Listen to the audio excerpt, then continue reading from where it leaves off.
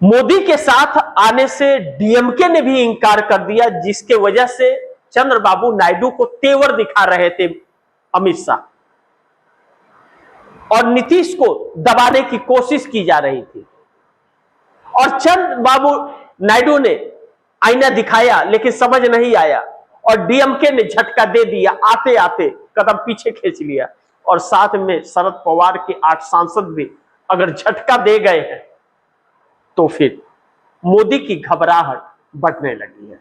ऐसे में जेनजी ने मोदी शाह को पर फोकस कर दिया है अपना। इस देश के युवा पीढ़ी ने पूरा फोकस मोदी और शाह पर अपना कर दिया है और कर दिया है तो मोदी और शाह की छुट्टी निश्चित मानी जा रही है, क्योंकि अब बिहार के अंदर छात्रों का आंदोलन राजभवन की तरफ बढ़ने लगा है और सम्राट चौधरी जो मुख्यमंत्री हैं उनके खिलाफ अलग अलग जगहों पर धरने प्रदर्शन शुरू हो गए बिहार के अंदर। शिक्षा मंत्री का इस्तीफा मांगा जा रहा है और सरकार पर सवाल खड़े हो रहे हैं, तो नीतीश कुमार से भी जवाबदेही तय करने की बात की जा रही है और नीतीश कुमार चुप है। नीतीश जानते हैं जवाब अगर दिए तो काम गड़बड़ा जाएगा, इसलिए जवाब देने से कदम पीछे खींच रहे हैं, लेकिन साथ ही विकल्प भी तलाश रहे हैं कि महागठबंधन के साथ मिलकर 130 सांसद विधायक अगर हो जाते हैं तो सरकार बनाने का विकल्प हो जाएगा। लेकिन नीतीश बिहार में तो विकल्प तलाश लेंगे महागठबंधन के साथ और जाना ही पड़ेगा, नहीं तो पार्टी खत्म हो जाएगी उनकी। कोई ऑप्शंस नहीं है उनके पास, मुंह छिपा कर भाग नहीं पाएंगे, या तो पार्टी का अस्तित्व खत्म कर दे, पार्टी कई टुकड़ों में भाग जाएगी, या तो फिर वह पलट जाए। लेकिन चंद्रबाबू नायडू का पूर्ण बहुमत की सरकार है आंध्रा में, कोई फर्क नहीं पड़ेगा। अपने बेटे को भी इस्तीफे से बचा लेंगे कि हमने तो मोदी का साथ छोड़ दिया, सरकार सही नहीं थी, बेटे को बचा ले जाएंगे। लेकिन मोदी को और शाह को कौन बचाएगा? मोदी शाह समझदारी से काम लेते, बात बनती। जो मिनिमम कॉमन प्रोग्राम बनाने के लिए एनडीए गठबंधन का चंद्रबाबू नायडू ने कहा था, मिनिमम कॉमन प्रोग्राम न एनडीए का बना करके भाजपा के एजेंडे पर, अपने खुद के एजेंडे पे चल रहे थे और दांव उल्टा पड़ गया। अब एनडीए साथ छोड़ रहा है, छोटे छोटे को छोड़कर बड़ा मछली जो है वह भाग रहा है मोदी को छोड़ के। नीतीश नायडू जैसे लोग और स्टालिन जैसे लोग आते आते कदम पीछे खींच दिए।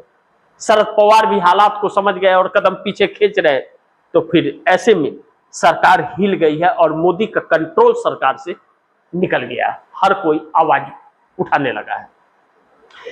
ऐसे में मोदी का कंट्रोल खत्म तो हो रहा है, मोदी एक बड़े रणनीति पर काम भी कर रहे हैं, साथ ही पूरा कैबिनेट का चेहरा ही बदल दो, यानी कि चाहे वह राजनाथ सिंह हो, चाहे नितिन गडकरी हो, सबको हटा दो, हरदीप सिंह पुरी, निर्मला सीतारमण, सबको हटा दो, नया कैबिनेट बना दो, जनता को एक गुमराह और करने की कोशिश।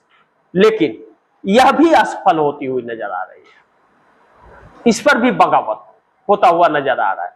और इन सब के बीच नीतीश नायडू के 30 सांसद पर टिकी सरकार का खेल खत्म होता हुआ, क्योंकि नीतीश नायडू जब कदम पीछे खींच रहे हैं और अपने आप को बचाने की कोशिश, बल्कि अपनी पार्टी को बचाने की कोशिश कर रहे हैं। अब मोदी के साथ इसलिए भी नहीं ज्यादा दिन रहना चाहते, क्योंकि अब मोदी आने वाले वक्त में चुनाव जीत के नहीं आ सकते। स्टालिन और शरद पवार ने एक बात कही, अमित शाह आपके साथ आ गए और आपके बिल को हमने समर्थन कर दिया तो जनता यही कहेगी हमने पैसे लेकर के आपको सपोर्ट कर दिया, आपकी नीयत पर भरोसा नहीं है, इसलिए हम आपका साथ नहीं दे सकते, क्योंकि जनता आपके खिलाफ है और हमारे पार्टी के लिए अस्तित्व दांव पर आ जाएगा।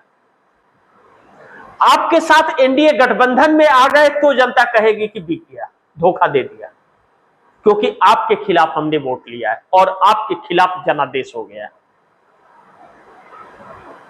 भारतीय जनता पार्टी के लोग भारतीय जनता पार्टी के साथ नहीं खड़े हैं और मोदी शाह इस बात की जांच करा रहे हैं कि सीजेपी आंदोलन को भारतीय जनता पार्टी के किसी बड़े नेता ने फंडिंग की थी। अपने ही नेता पर भरोसा नहीं है। यह बात सत्य है कि भारतीय जनता पार्टी के सांसदों के बच्चे भी इस आंदोलन में शामिल थे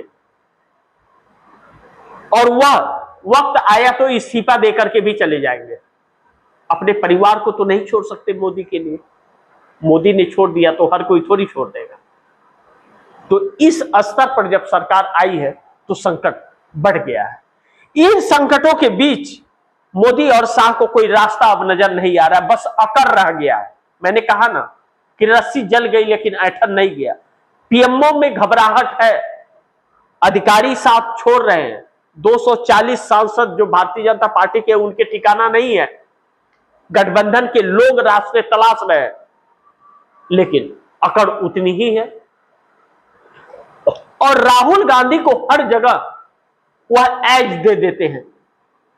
जिस थाने के अंदर राहुल गांधी के जाते ही एफआईआर हो जाना चाहिए था, बात खत्म हो जाना चाहिए था, उस राहुल गांधी का 7 घंटे तक, 7 से 8 घंटे तक टीवी चैनलों पर ब्रेकिंग चलता रहा कि राहुल गांधी धरने पर बैठ गए। देश के अलग अलग हिस्से से खबरें आने लगी कि लोग सड़क पर उतरने लगे, तब जाकर के एफआईआर होता है। और जिस पैलेट गन से पीछा छुड़ाना चाहते थे उसी में फंस गए, उसी के तहत एफआईआर हो गया। अब अमित शाह भी फंस गए। इन सबके बीच भारतीय जनता पार्टी के अंदर एक विश्वास की कमी हो रही है और मोदी के ऊपर विश्वास नहीं जग रहा है।